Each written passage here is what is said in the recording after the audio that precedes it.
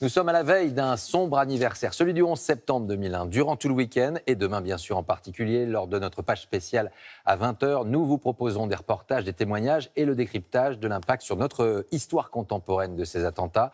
Commençons ce soir par ces images, celles de ce chaos suivi en mondovision. Que de questions sur le moment, trouble de la réalité, comment était-ce possible ? Happés, stupéfaits, nous allions très vite comprendre qu'il y aurait un avant et un après ce jour-là. Récit signé Loïc Delamornay et Thomas Donzel.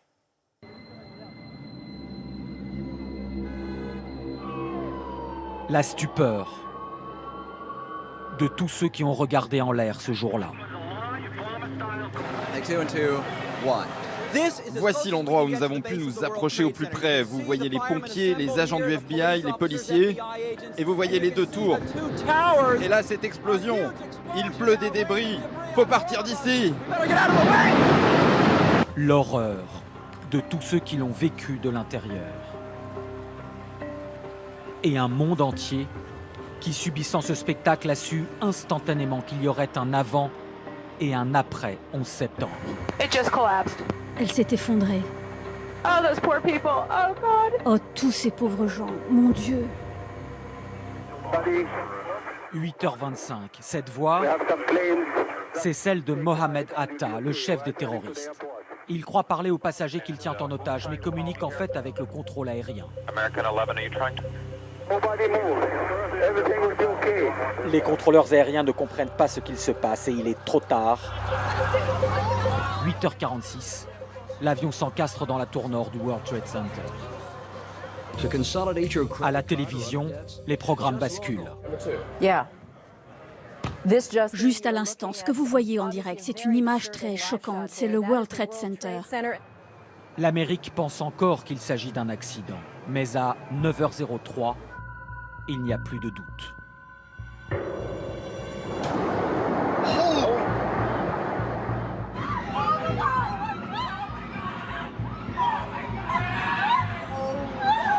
Oh my God. 2 minutes plus tard, le chef de cabinet du président Bush lui annonce à l'oreille, en pleine visite d'une école en Floride, que l'Amérique est attaquée. À New York, quand les pompiers arrivent sur place, c'est pour suivre avec effroi la chute de ceux qui, coincés dans les étages au-dessus des points d'impact, préfèrent en finir avec les flammes.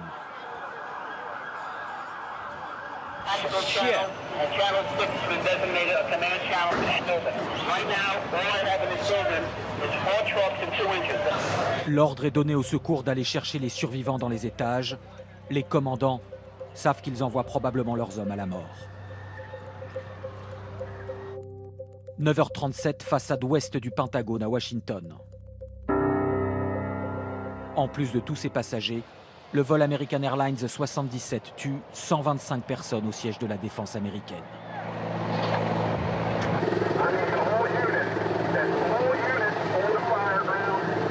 The Capitol building, the Treasury and the White House have now all been evacuated. À New York, beaucoup d'occupants des tours diront qu'ils n'avaient pas réalisé l'urgence en évacuant. Les retardataires et beaucoup d'autres sont condamnés à 9h59. Look out.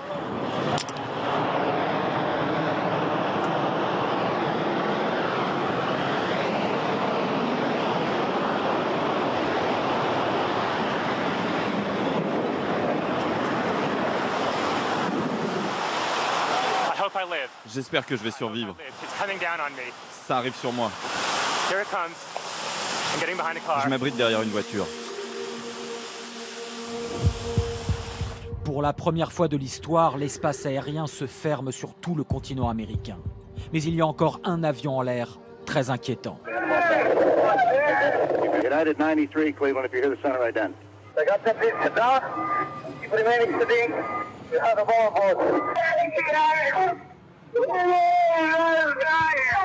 Les services de renseignement sont persuadés que sa cible est le Capitole à Washington. La chasse a décollé. La question n'est plus de savoir s'il faut abattre cet avion civil, mais à quel endroit pour minimiser les pertes au sol. Les passagers laissent des messages déchirants. Hi, baby. Baby, you have to listen to me carefully. I'm on a plane that's been hijacked. I'm on the plane. I'm calling from the plane. I want to tell you I love you. Please tell my children that I love them very much. And I'm so sorry, babe. I hope to be able to see your face again, baby.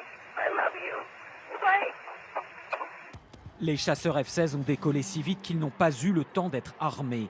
L'ordre est donné à la pilote Heather Penny de s'écraser avec son appareil sur le Boeing. L'US Air Force n'aura pas à mettre en œuvre cette décision impossible.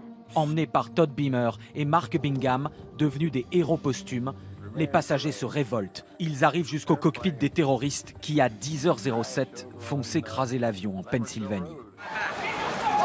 À 10h28 à New York, la tour nord, la première frappée, s'écroule comme sa jumelle.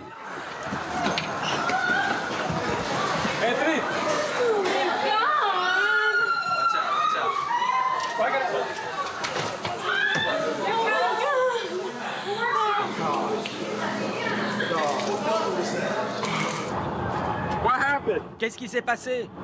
Ça s'est écroulé. Les étages supérieurs se sont écroulés.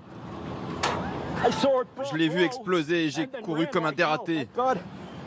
J'ai 69 ans, mais je peux encore courir.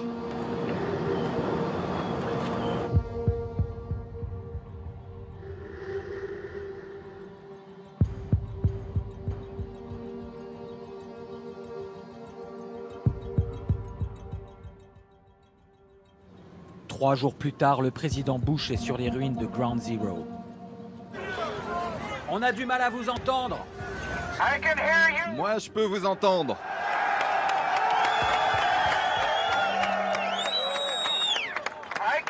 Je peux vous entendre et le monde entier vous entend.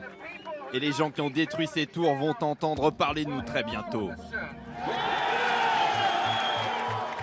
Le lancement des 20 années suivantes d'intervention américaine en Afghanistan et en Irak, pour quelques revanches et beaucoup d'amertume.